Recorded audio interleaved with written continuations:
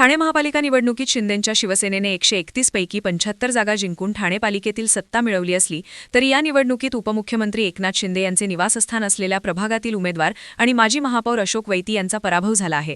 ठाकरेंच्या शिवसेनेचे उमेदवार शहाजी खुसपे यांनी वैती यांचा पराभव केला असून त्यावर वेगवेगळ्या प्रतिक्रिया उमटत असतानाच शरद पवारांच्या राष्ट्रवादीचे आमदार जितेंद्र आव्हाड प्रतिक्रिया व्यक्त करत पराभवाबाबत दुःख व्यक्त केले आहे। माजी महापौर अशोक वैती यांना मी चांगला ओळखतो, ते दुसऱ्या पक्षात असले तरी ते चांगले नगरसेवक होते, त्यांचा पराभव हा माझ्या मनाला लागलेला आहे असे आव्हाड म्हणालेत। काही उमेदवार निवडून आले तर काही उमेदवार पराभूत झाले, मात्र विक्रांत चव्हाण निवडून यायला हवा होता। विक्रांत चव्हाण बंडखोर स्वभावाचा असला तरी विरोधी पक्षात त्यांची परिस्थिती अत्यंत आवश्यक आहे, त्यामुळे त्यांचं निवडून येणं महत्त्वाचं होतं, अशी प्रतिक्रिया जितेंद्र आव्हाड यांनी आयोजित पत्रकार परिषदेत दिली आहे। निवडणूक प्रक्रियेवरती न बोललेलं बरं। हे निवडणूक आयोग हे फक्त दलाल आहे। या निवडणूक आयोगा इतका घाणेरडा दुसरा आयोग आयुष्यात असू शकत नाही।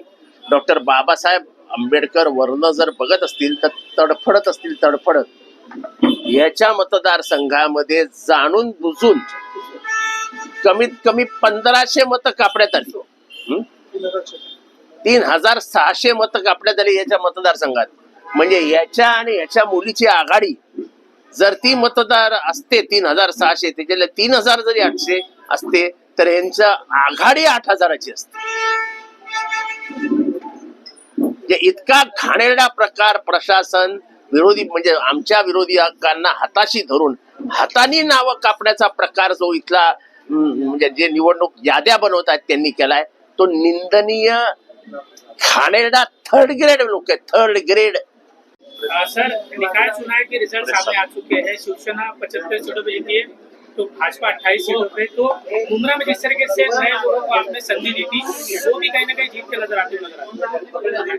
हाँ, अच्छी बात है, अच्छी बात है। जो निकाल आया क्या उसको खुश है आप देखते हुए, क्या नाराजगी है अभी भी? मुमरा में जितनी उम्मीद थी उससे कम चुन के आए, उसका दुख है।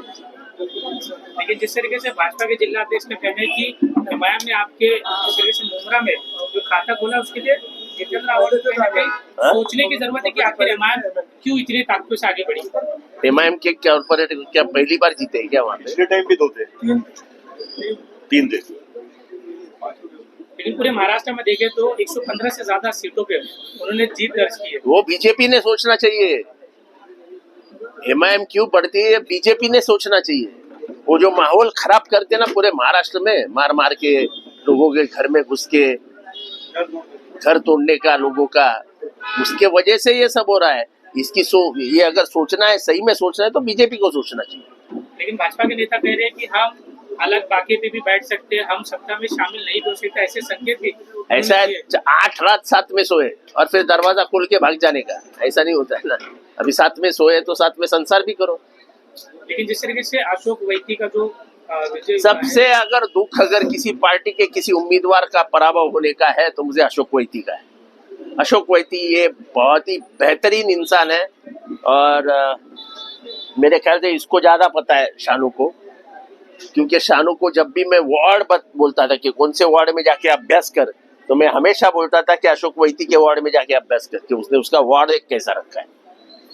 एक बेहतरीन लोगों का नगर सेवक अशोक वैती था, उसका वो कैसे पराभूत हुआ ये मुझे बहुत बड़ा धक्का है। वो कौन से पार्टी का उससे मुझे कोई लेना देना नहीं है, लेकिन उसका पराभव ये दिल दुखाने वाला है।